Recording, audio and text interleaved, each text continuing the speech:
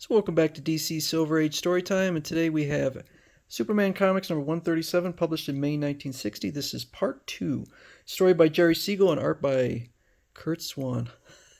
He looks like my master, but, haha, the dumb mutt doesn't realize that I'm a really super bully, that without my mask, I look exactly like Superboy. Many years have passed since our last chapter unfolded.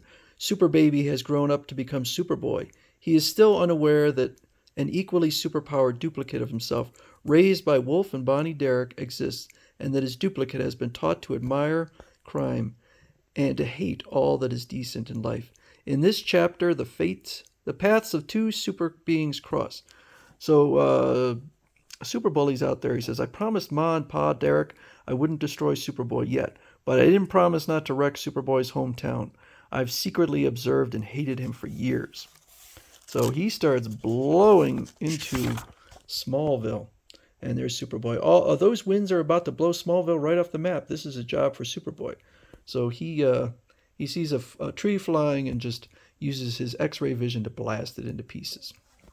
I wonder what freak of nature caused this hurricane. All the forecasts had agreed on mild weather.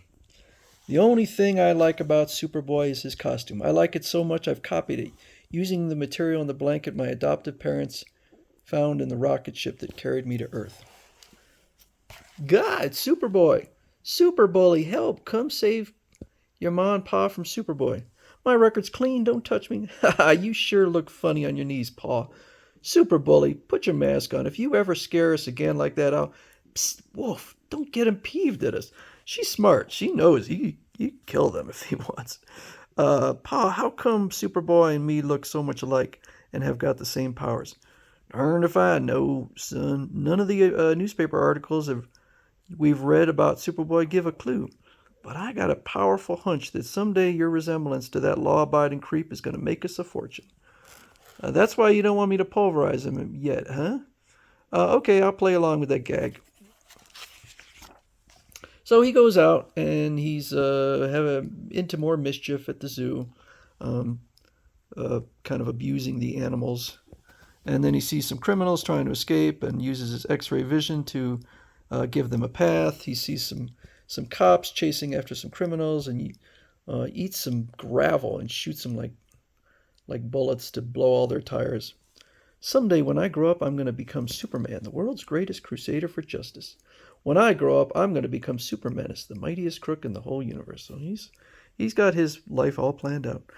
So they discuss the fact that Kryptonite is the only thing that can harm Superboy, and they assume that Super Bully would also be harmed by Kryptonite. Look, Pa, a green meteor. No, don't touch it. It's Kryptonite.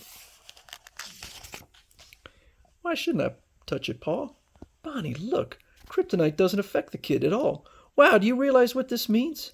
Of course I'm not stupid. It means our boy is greater than Superboy. He's immune to Kryptonite. I'm proud of you, son.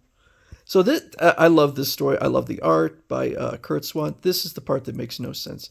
We now know that Super Bully is significantly stronger than Superboy. So why would they wait until he's Super Menace or whatever? Just start their criminal activities now.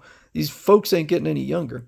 At Smallville school science class, this teacher hands Clark Kent a diamond, and outside, Super Bully makes an incredible boom that startles Clark and causes him to crush the diamond. They'll think Clark Kent stole the diamond. To escape being branded a thief, he will have to admit he's Superboy.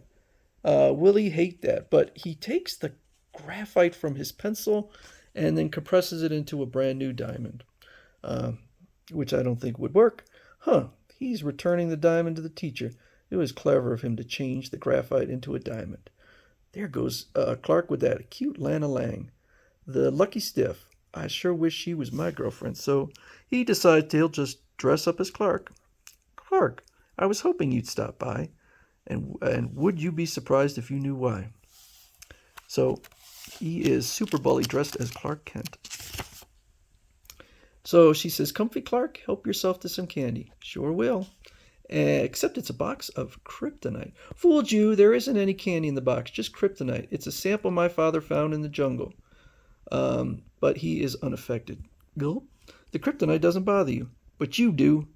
Let me out of here. I can't stand tricky girls. So I kind of like his reaction. He's just like, oh, the hell with you. So he goes off. He says, I mean it. Clark can keep this pest all to himself. So she's even too irritating for Super Bully. He spots Superboy playing with Krypto. Gosh, look how happy Superboy's pet is to see his master. I sure wish I had a super dog like Krypto. So he removes his mask and approaches Krypto. He says, hello again, Mutt. Say, Dogface, how'd you like to take a long trip with me, eh, pal?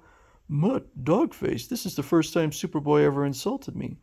So I guess he understands English. Come on, Pooch. What's the matter? You deaf? Something's not right. So he takes a sniff. I forgot that a super dog would have a super sense of smell. So long, Mutt. He looks like Superboy, but he doesn't smell like Superboy. You phony. Nobody tricks Krypto's super nose. Yow! Doggone that dog. I hate him. Now I hate his master even, but I hate his master even worse. I'm rougher and tougher than Superboy. Someday when I get the okay from Pa Derek, I'm going to make mincemeat out of that super sap. Is Superbully really mightier than Superboy? When they grow up and clash, which one will triumph? For the answer, see the sensational final chapter of this astounding novel. I like this one. I really do. And again, it is really helped by the art by Curt Swan.